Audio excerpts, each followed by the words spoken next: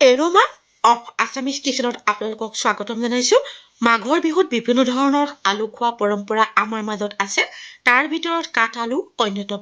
মই আজি আপোনালোকক কাঠ আলুখিনি কেনেকৈ জুতি লগাকৈ ভাজিলোঁ তাকে দেখুৱাব লৈছোঁ। আশা কৰিছোঁ আপোনালোকে ৰেচিপিটো ভাল পাব। এতিয়া আহকচোন ভিডিঅ'টো চাওঁ।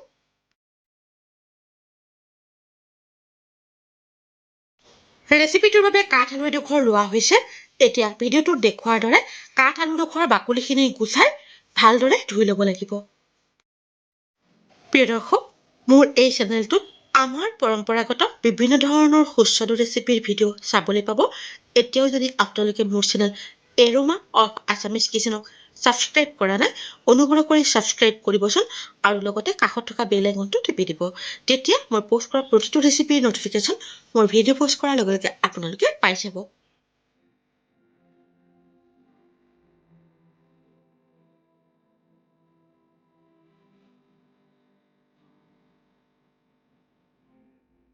কাঠ আলুডোখৰ ভালদৰে ধুই লোৱাৰ পিছত এতিয়া ভিডিঅ'টোত দেখুওৱাৰ দৰে একে জোখত কাটি ল'ব লাগিব।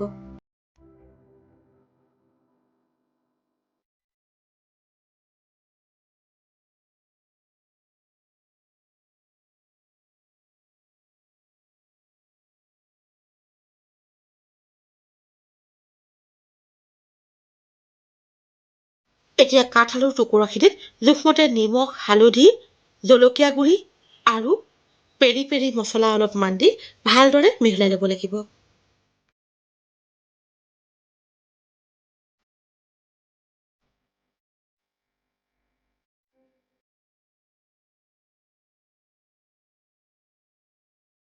এতিয়া কাঠ আলুখিনিৰ ওপৰত কৰ্ণফ্ল'ৰ অলপমান দি ভালদৰে মিহলাই ল'ব লাগিব।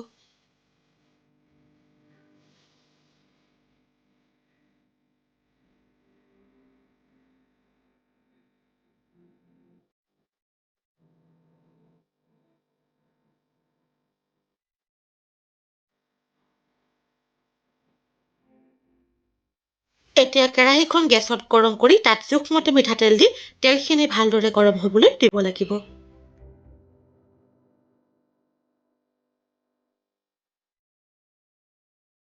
তেল গৰম হ'লে তাত কাঠ আলু কেইটুকুৰামান দি দুয়োফালে ৰঙচুৱা হোৱাকৈ ভাজি ল'ব লাগিব।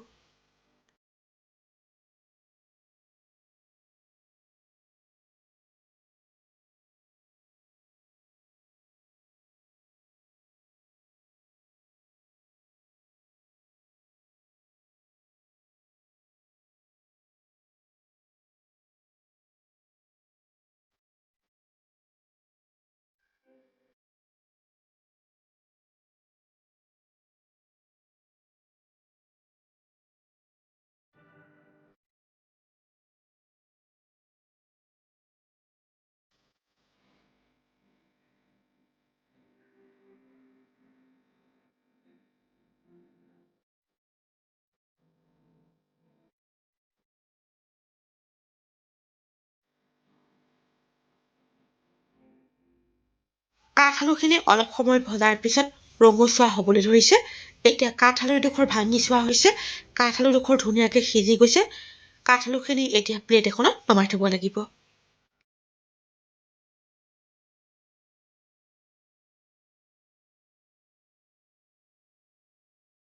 একেদৰে বাকীখিনি কাঠ আলু ভাজি ল'ব লাগিব।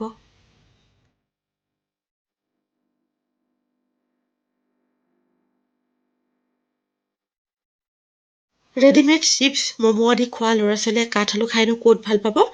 সেইবাবে গধূলি সময়ত মই সিহঁতক এনেদৰে কাঠ আলু ভাজি দিওঁ আৰু লগত সিহঁতৰ পচন্দৰ চাটনিও প্ৰস্তুত কৰি দিওঁ। তেতিয়া ধুনীয়াকৈ খাই দিয়ে আৰু মোৰো ভাল লাগে। সেইবাবে ভাবিলোঁ আপোনালোকৰো যদি ঘৰত কাঠ আলু আনি থোৱা থাকে, ল'ৰা ছোৱালীক কেনেকৈ খুৱাম বুলি চিন্তা কৰিছে, এনেদৰে প্ৰস্তুত কৰি খুৱাব পাৰে। উৰুকা ৰাতিৰ ভোজত জুইৰ কাষত বহি আপোনালোকে এনেদৰে কাঠ আলু ভাজি ষ্টাৰ্টাৰ হিচাপে খাব পাৰে।